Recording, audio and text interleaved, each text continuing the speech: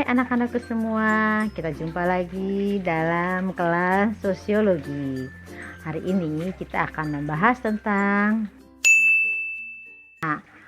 Hari ini kita akan bahas tentang disintegrasi. Apa itu disintegrasi sosial?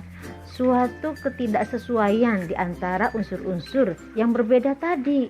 Sehingga kalau kita lihat di masyarakat sering terjadinya akan ada seperti perpecahan dan sebagainya.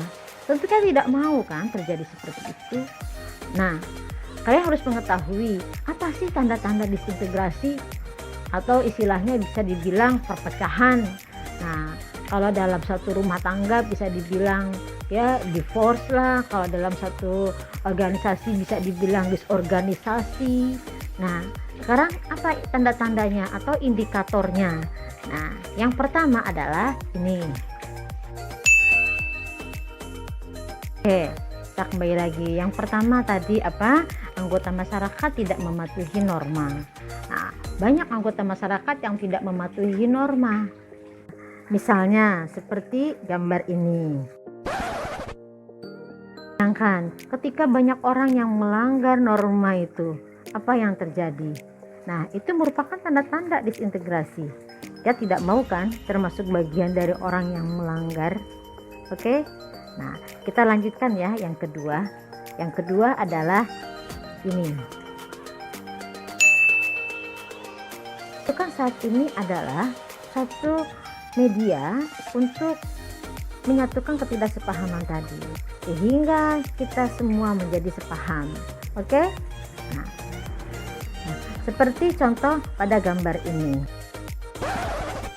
Ketika terjadi demonstrasi mahasiswa, nah untuk menuntut tentang misalnya penurunan harga BBM atau dan sebagainya, itu merupakan ketidaksepahaman di antara masyarakat. Nah, ini kalau hal ini terus dibiarkan maka akan timbul terjadinya disintegrasi. Oke, kita lanjut ya dengan yang ketiga. Yang ketiga adalah sanksi yang ada tidak berfungsi. Nah, ada sanksi di masyarakat banyak.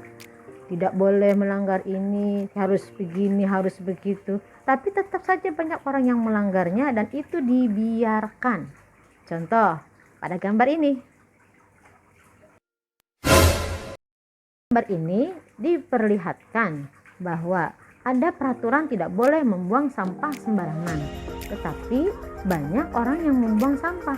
Padahal di situ sudah tertulis barang siapa yang membuang sampah sembarangan denda sekian-sekian dan seterusnya. Tapi banyak orang yang melanggarnya. Itu berarti apa? Sanksi yang ada tidak dijalankan.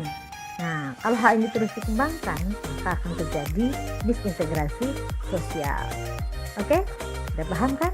Kita lanjutkan dengan yang keempat. Keempat adalah tokoh atau pemimpin masyarakat sudah menurun di bawahnya. Waduh, bagaimana bisa? Ya, karena mereka sudah tidak didengarkan lagi oleh bawahannya. Nah, ketika pemimpin atau tokoh masyarakat sudah tidak didengarkan lagi oleh masyarakat, maka itu merupakan tanda-tanda disintegrasi. Seperti pada gambar ini. Lihat, seorang pemimpin tidak didengarkan oleh bawahannya. Apa yang terjadi? Maka bisa jadi satu organisasi itu akan bubar atau masyarakat itu akan pisah atau disebut dengan disintegrasi sosial. Oke anak-anak?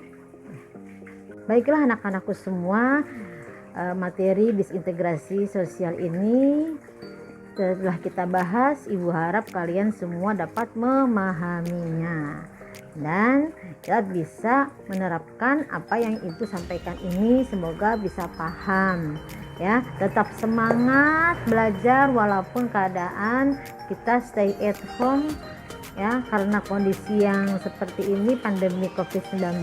Semoga kita semua sehat walafiat.